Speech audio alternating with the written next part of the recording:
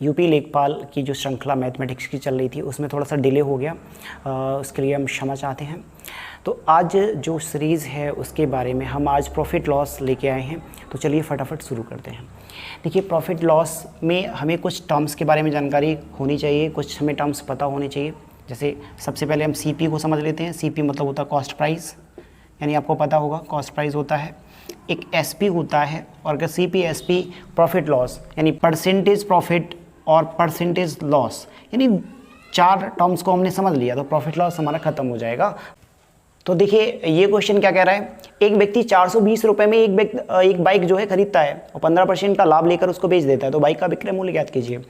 यानी हमको कितने का लाभ हो रहा है, हमको 15% का लाभ हो रहा है, यानी जो प्रॉफिट हो रहा है वो 15% का हो रहा है। 15% क्या होता है, तो 15/100 होता है। इसको चेंज कर लेते हैं, 5 3 15, 5 दूनी 10, यानी 3/20।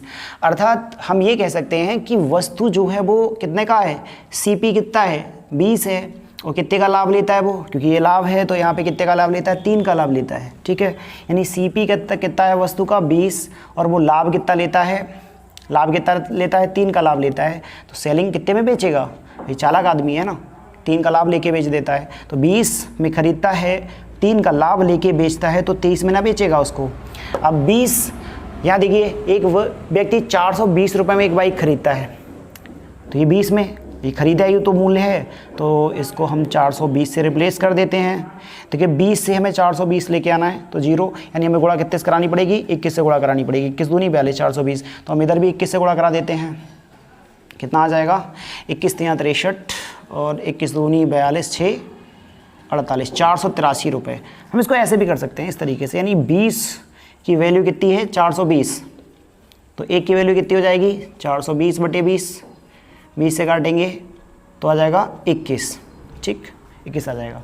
अब हमें कितने का निकालना है, 23 का निकालना है, तो हमें 23 से गुणा करा देनी है, तो 21 गुणा 23 हो जाएगा, 23 हो जाएगा, और 23 एकम 23, 23 दूनी 46, 2 48, 483 रुपये। कैलकुलेशन है वो आप जितना शार्प हैं, जितना तेज़ हैं, उसी बेस पे कर सकते हैं। तो ये नेक्स्ट क्वेश्चन में क्या कह रहा है, 25 वस्तुओं का क्रय मूल्य 20 वस्तुओं के विक्रय मूल्य के बराबर है।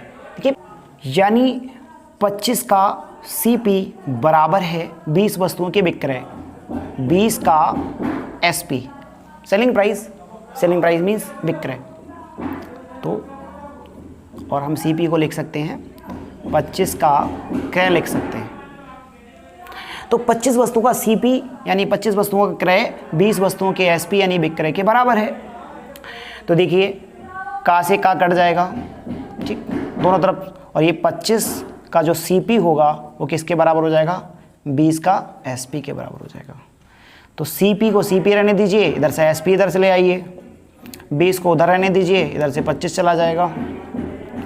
काट लीजिए, 5 चौके 20, 5 पंजे 25। माने किसी वस्तु को खरीदा है कितने में, 4 में, बेचा कितने में है, 5 में, तो कितने का प्रॉफिट हो रहा है, +1 का प्रॉफिट हो रहा है। देखिए, प्रॉफिट हो रहा है हमको कितने का, 1 का।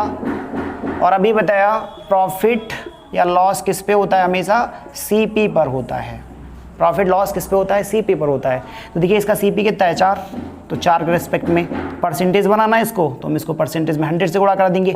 किसी भी वस्तु का परसेंटेज निकालना हो तो उसमें 100 से गुणा करा देते हैं, और इसको काट देंगे तो कितना आ जाएगा, 25% हमें जो है वो क्या आ जाएगा, प्रॉफिट हो जाएगा। देखिए, एसपी कितना है, 5, सीपी कितना है, 4, तो लाभ होता है। तो हमें क्या हो रहा है, हमको यहाँ पे हानि नहीं होगी, क्या होगा, लाभ होगा 25% का।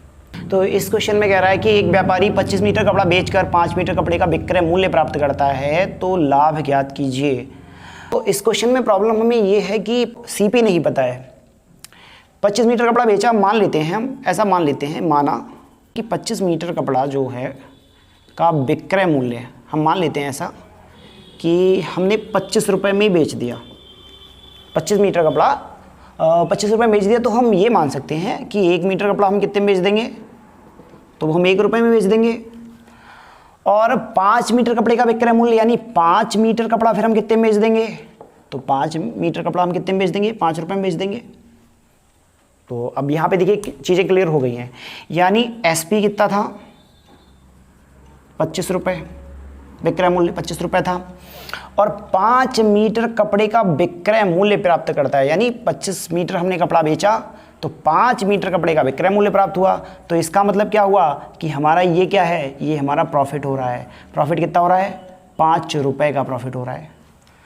25 मीटर का जब हमने कपड़ा बेचा तो 5 मीटर कपड़े का विक्रय मूल्य प्राप्त हुआ, तो लाभ कितना हुआ। अब देखिए हमने यहाँ पे कितने में खरीदा, बेचा था 25 में, और 5 का हमको लाभ प्राप्त हो गया, तो हमने क्रय कितने में किया होगा, 25 में से 5 घटा दीजिए, कितने में, 20 रुपये में हमने क्रय किया होगा।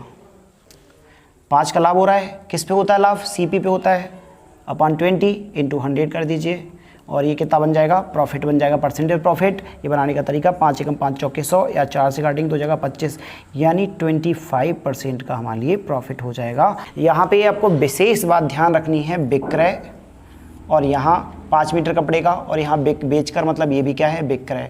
जब आपको विक्रय दे दिया जाए तब ये सवाल बिल्कुल फिक्स हो जाता है, इसी पैटर्न पे निकलेगा, आप इसी से निकालिएगा, और ये सवाल फंसाने वाला है, इसलिए इम्पोर्टेंट है। तो हमको 25 मीटर कपड़ा बेचने पर 5 मीटर कपड़े का लाभ हो रहा है, यानी 25 मीटर जो हमने कपड़ा बेच दिया तो 5 रुपये का हमको क्या हो रहा है, लाभ हो रहा है। तो हमने खरीदा कितने में होगा, अब हमको सीपी पता चल गया, जो कि इस क्वेश्चन में नहीं पता था। तो 25 में मैंने बेचा तो लाभ हमको 5 रुपये का हो जाएगा, तो हमारा सीपी हो जाएगा 20। और हमें जब भी प्रॉफिट निकालना हो या फिर लॉस निकालना हो, वो हमेशा किस पे निकलता है, सीपी पर निकलता है। तो ये क्वेश्चन हो जाएगा। ठीक है दोस्तों, समय के अभाव के चलते हमने कुछ ही क्वेश्चंस को अभी सिलेक्ट किया है, नेक्स्ट क्लास कल लेके आएंगे जिसमें बाकी के बचे हुए क्वेश्चंस को कराएंगे। तो बने रहिए, चैनल पर जुड़े रहिए। Thank you, thanks for watching.